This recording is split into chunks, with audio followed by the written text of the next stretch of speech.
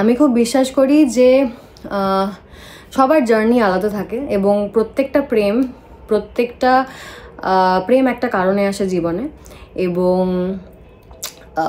সেটার একটা মানে শুরু এবং শেষের দিন থাকে, শুরু এবং শেষ থাকে, একটা কমপ্লিশন থাকে। তো যদি কারোর ব্রেকআপ হয়ে গিয়ে থাকে তাহলে সে তার সময় নিক, সে হিল করুক আগে এবং নিজের ওপর কাজ করুক, নিজেকে সময় দিক। তারপর যদি তার মনে হয় যে আজকের দিনে বা আগামী দিনে সে মুভ অন করতে চায় সেই হার্টটা থেকে, তাহলে সে এগিয়ে যাক। ডেফিনেটলি এগোনো উচিত, কোনো জিনিস নিয়ে কোনো ইমোশন নিয়েই থাকা উচিত না, সেটাকে ধরে রাখা উচিত না, সেটা থেকে এগোনোটাই গ্রোথ।